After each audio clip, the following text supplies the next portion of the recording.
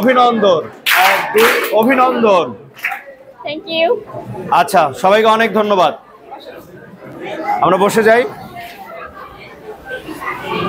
আচ্ছা, আমরা প্রথমেই আমাদের প্রিয় শিক্ষার্থী এবং স্যার সলিমুল্লাহ মেডিকেল কলেজের শিক্ষার্থী এবং ভবিষ্যতের ডাক্তার রেহানাকে ফুলের শুভেচ্ছা দিয়ে বরণ করছি।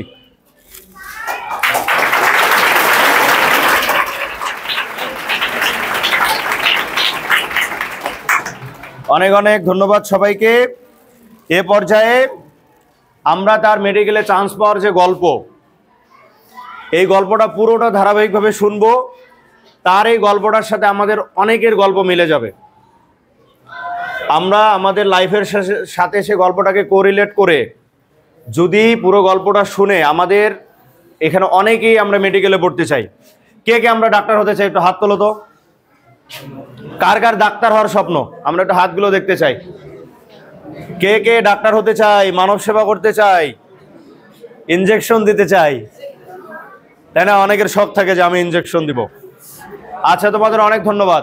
যারা যারা ডাক্তার হতে চাও তারা আপুর গল্প শুনে যদি কোনো প্রশ্ন থাকে যে আমি কিভাবে একজন ডাক্তার হতে পারি বা ডাক্তারি লাইনে পড়তে পারি, আমি এখন এসএসসি পরীক্ষার্থী, আমার কি করা উচিত, আমি এখন পঞ্চম শ্রেণীতে পড়ি, আমি কিভাবে সামনে এগোবো, আমি কলেজ সিলেকশন করব কিভাবে, টারশিয়ারি এডুকেশন আমি কিভাবে এগিয়ে যেতে পারি, any kind of question you can ask.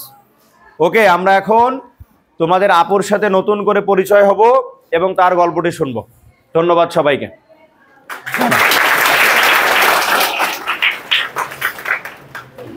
আসসালামু আলাইকুম। কেমন আছো তোমরা সবাই? আমার নাম মুসাম্মদ ইকরাতুন আক্তার রেহানা। আমি ঢাকা ইউনিভার্সিটিতে সিএসসি ডিপার্টমেন্টে আছি। এবার স্যার সলিমুল্লাহ মেডিকেল কলেজে চান্স পাইছি। 183.25 নাম্বারে। আমার পজিশন 600। পজিশন কত? 600। ভালো পজিশন। বাংলাদেশের মেডিকেল কলেজগুলোতে কয়েক লক্ষ শিক্ষার্থী পরীক্ষা দেয়, তার মধ্য থেকে টপ 200কে ঢাকা মেডিকেল কলেজ নেয়, তারপরের গুলোকে স্যার সলিমুল্লাহ মেডিকেল কলেজ নেয়। তোমরা অনেকে জেনে থাকবে যে আমাদের পাশে Dinajpur medical college, Rangpur medical কলেজও কিন্তু সরকারি মেডিকেল কলেজ।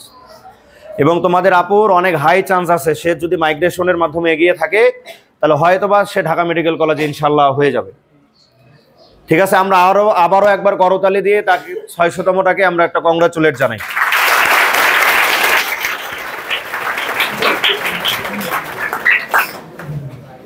Thank you. আমার ছোট থেকে উঠে আসা গ্রামের মধ্যেই আমি তোমাদের মতো ভালো স্কুলও পাই নাই, ভালো কলেজও পাই নাই।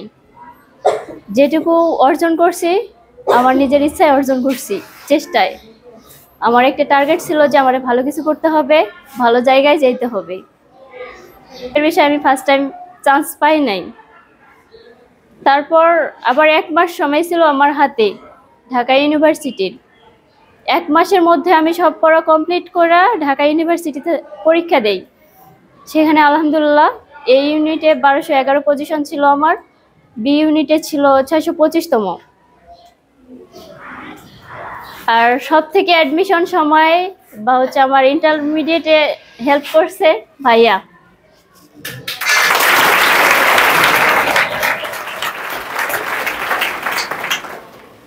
ভাইয়া বলতো তুমি পারবা, তুমি আগাই যাও, আমি আছি।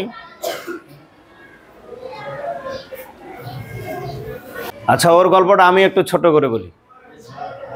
হ্যাঁ, ও হচ্ছে আমাদের এখানে শরীফুল আর সামিউল আছো? শরীফুল পরীক্ষার্থী আর সামিউল কোথায়? আচ্ছা, রেহানা হচ্ছে আমাদের প্রিয় শিক্ষার্থী শরীফুল এবং সামিউলের বড় বোন। হ্যাঁ, গত বছরে না তার আগের বছর, কি বলে, গত বছরের আগের বছরে কালো বোরখা পরে একটা মেয়ে বিকালবেলা কে স্কুলে আসে, এসে খুঁজতেছে যে অফিস কোনটা, আমি একটু কথা বলতে চাই, আমার ভাইদের আমি ভর্তি করাবো। তখন আমাদের কোনো এক স্যার হচ্ছে আমার কাছে তাকে দেখা করায় দেয়, এই তোমাদেরই স্কুলে। তো আমি গেলাম, দেখি যে পিচ্চি বাচ্চা একটা মানুষ, হ্যাঁ, ও নাকি গার্ডিয়ান। তো আমি কথা বললাম, বলতেছে যে আমার দুটো ভাই আছে, একজন ক্লাস 9 এবং একজন ক্লাস 8-এ, ওদেরকে আমি স্কুলে ভর্তি করাতে চাই। তখন আমি বললাম যে এটা তো ভর্তির সময় না, বছরের মাঝামাঝি, এই সময় তো আমরা কেবি স্কুলে ভর্তি নেই না। তখন সে অনেক রিকোয়েস্ট করলো এবং এক্সপ্লেইন করলো যে সে কী কারণে এখানে ভর্তি করাতে চায়।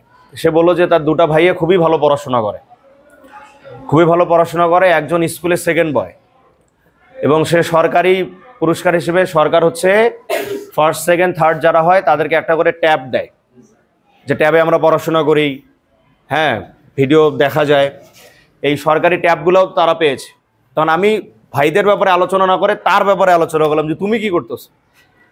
তখন সে বলল যে সে পার্বতীপুরেই একটা কলেজে পড়ে, হ্যাঁ, এবং আমার কাছে মনে হলো যে ও কিন্তু, তোমরা মাহি আপুকে সবাই চেনো, মাহি আপু আর ওর হচ্ছে একই বয়স, মাহিও তখন যে ক্লাসে পড়ে সেও এক ক্লাসে পড়ে। আমি জাস্ট ডিফারেন্সিয়েট করতেছিলাম যে মাহির ক্ষেত্রে আমরা কতটা সাপোর্টিভ, বাবা মা আছে, ভাইরা আছে, স্কুলের টিচাররা আছে, হ্যাঁ, বা ও ভালো কলেজে পড়ে। ওয়েদার আমাদের এই রেহানা কোনো ভালো কলেজে পড়ে না, ভালো স্কুলে পড়ার সুযোগ পায়নি। তার পড়াশোনার শুরুটা হচ্ছে আমাদের সেই গ্রামের ব্রাক থেকে। তোমরা অনেকে জানো যে ব্রাক হচ্ছে ছোটোবেলায় কাঠি দিয়ে বা বিভিন্ন ভঙ্গিমা দিয়ে আমাদেরকে স্কুল জীবনটা শুরু করতে অনেক সহযোগিতা করে।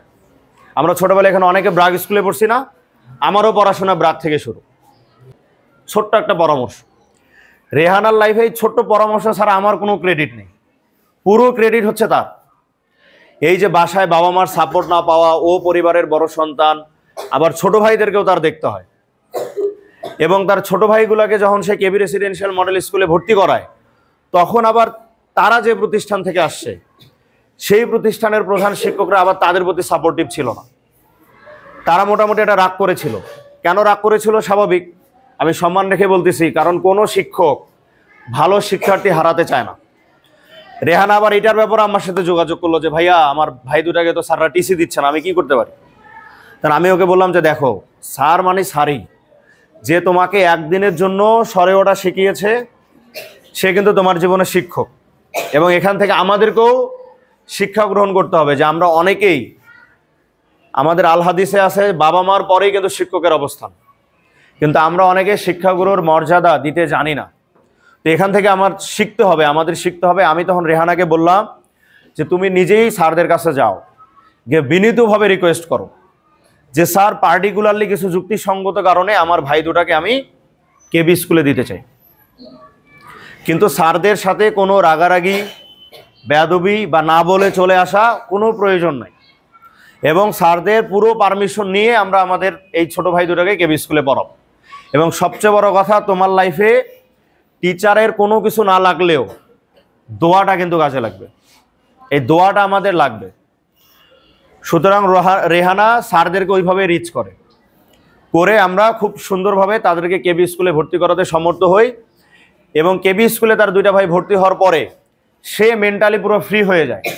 পারিবারিক যে চাপ, ছোট ভাই দুটাকে দেখতে হবে, বাবা মাকে সাপোর্ট নিতে হবে, এই চাপগুলো মুক্ত হয়ে সে তার লাইফে পড়াশোনা এগিয়ে নিয়ে যায়, এবং সে রংপুরে কোচিং করে। ইন্টারমিডিয়েট শেষ করার পরে আল্লাহর রহমতে তার রেজাল্ট ভালো হয়, সে রংপুরে কোচিং করে, এবং সে যে কোচিংটাতে কোচিং করে সেটাও কিন্তু অ্যাডমিশন লাইনে বাংলাদেশের খুব টপ লেভেলের কোচিং সেন্টার না, সে বেশ কিছু নামকরা কোচিং সেন্টার আছে, আমি সঙ্গত কারণে নাম বলছি না, এই সমস্ত কোচিং সেন্টারে চাইলে পড়তে পারতো, কিন্তু সেখানেও কিন্তু তার পড়ার সুযোগ হয়ে ওঠেনি।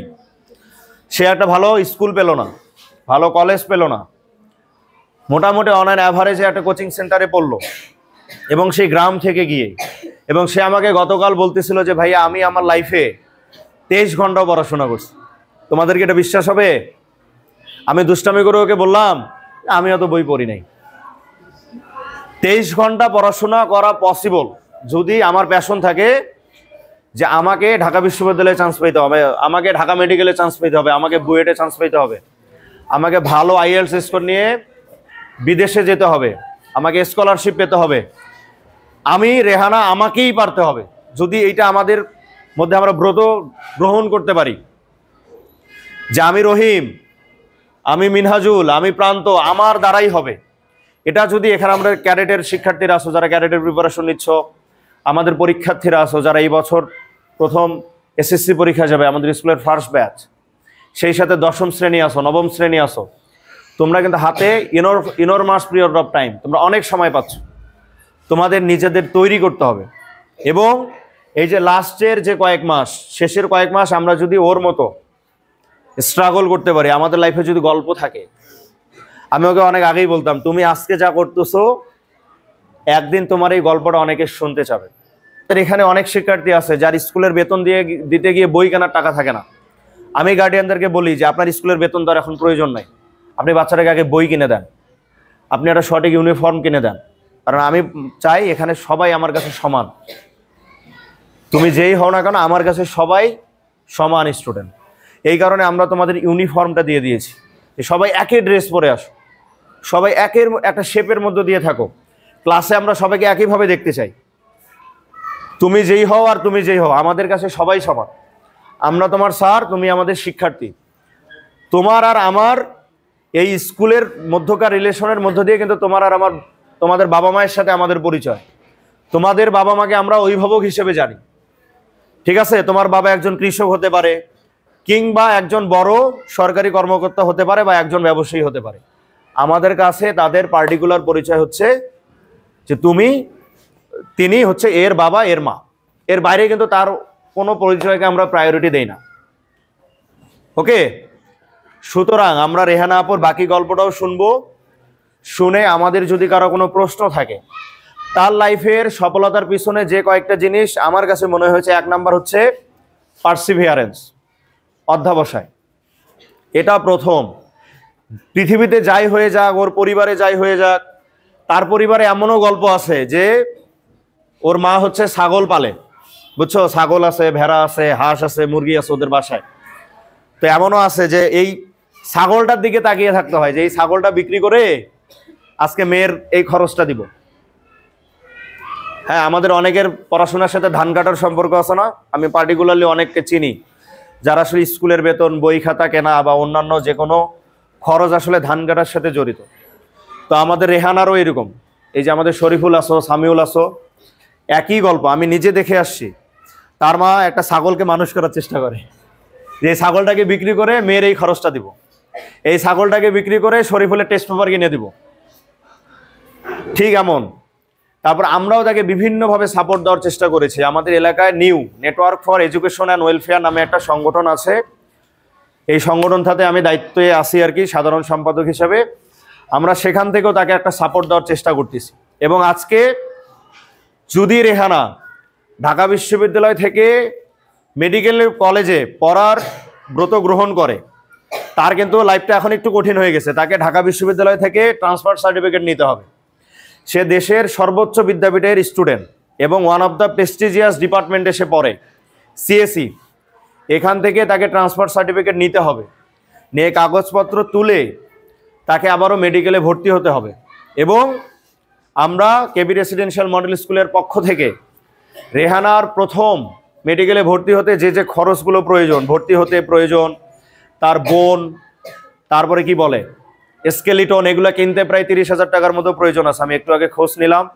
এবং বই কেনার জন্য 8-10 হাজার টাকা প্রয়োজন। যা সাপোর্ট লাগে, তার যেন আর কোনো প্রতিবন্ধকতা না আসে, আমরা আমাদের স্কুল থেকে তাকে এই সাপোর্টটুকু দিতে চাই এবং ইনশাআল্লাহ আমরা দেব।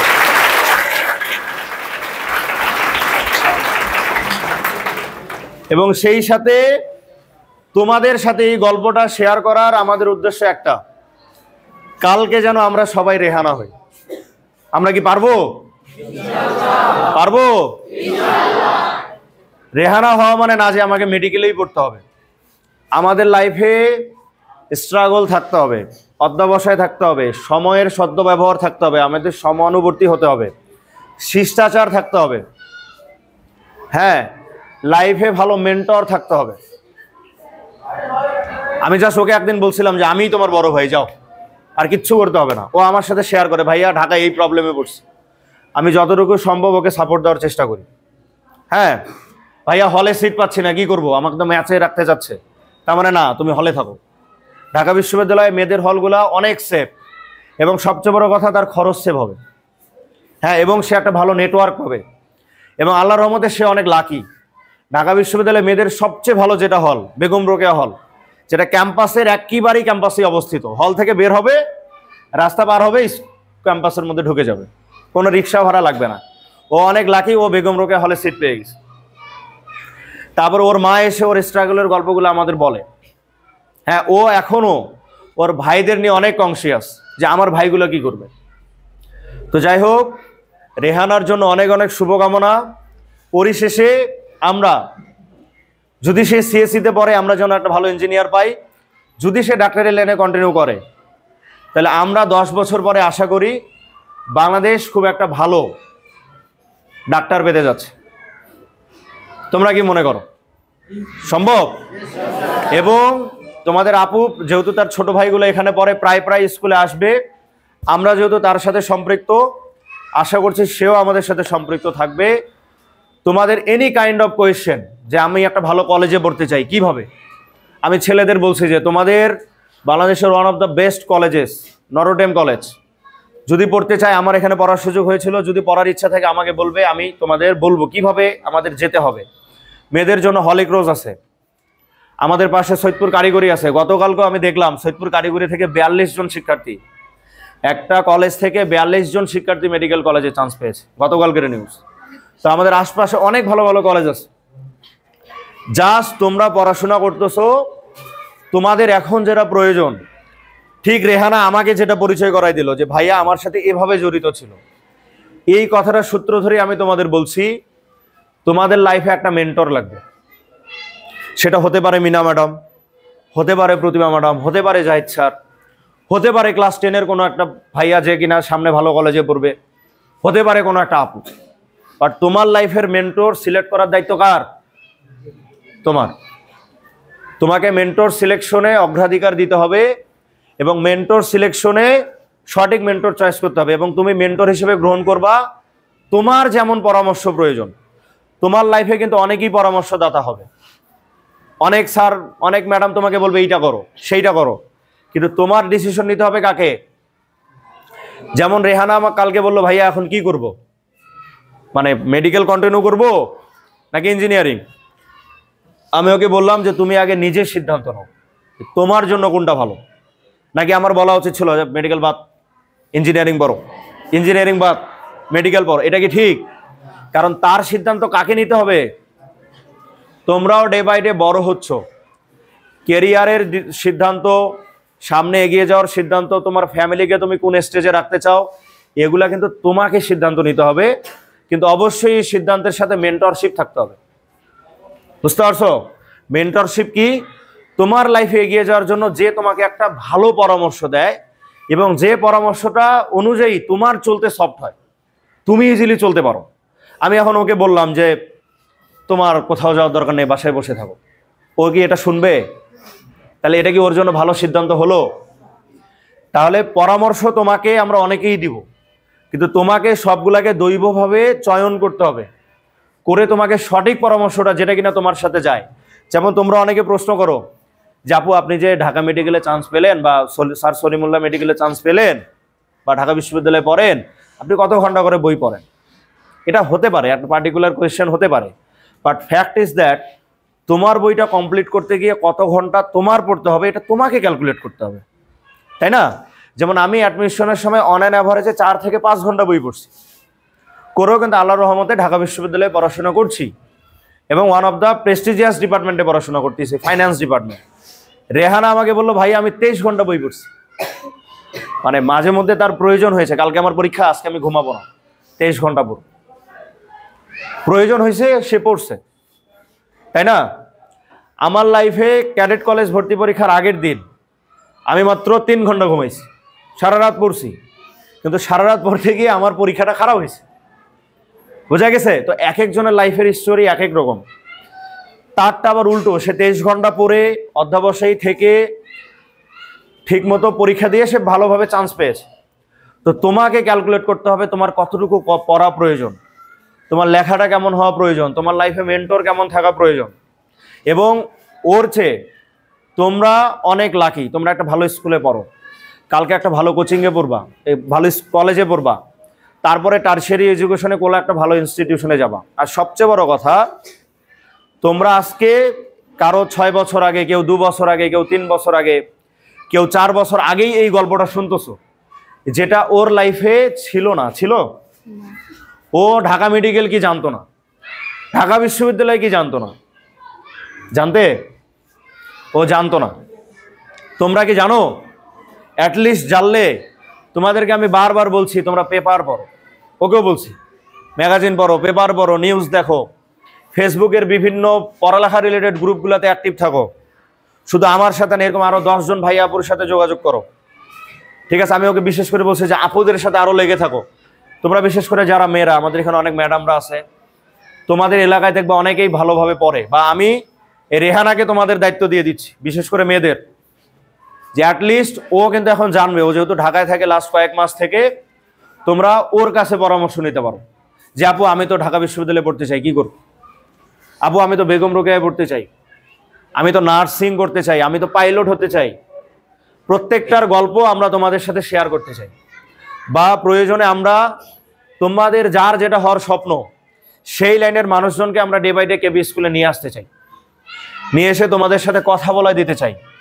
তাতে হবে কি, তোমরা তোমাদের ড্রিমটাকে রিলেট করতে পারবে, ওকে? এবং তোমরা পৃথিবীতে তোমরা চাইলে আকাশ স্পর্শ করতে পারো। আকাশটা কার? সবার না? এবং এক সময় বলা হয়তো স্কাই ইজ দ্য লিমিট, মানে আকাশ পর্যন্ত লিমিট, কিন্তু এখন বলা হচ্ছে sky is not the limit, there is no limitation to success in your life. তোমরা এগিয়ে যাও, তোমাদের জন্য অনেক অনেক শুভকামনা। রেহানার সাথে আজকে আমরা আছি, কালকেও আমরা থাকবো, তোমাদের পার্টিকুলারলি তোমাদের প্রত্যেকের সাথে আমরা আছি। Just you have to make sure to use your proper use of time, okay? এবং লাইফে একটা ভালো গাইডলাইন, লাইফে একটা ভালো মেন্টর সিলেক্ট করো, যে তোমাকে এগিয়ে দিবে। তোমাদের জন্য অনেক অনেক শুভকামনা। আমরা রেহানার গল্প শুনে আমাদের এই সেশনটা শেষ করব, ঠিক আছে? ধন্যবাদ।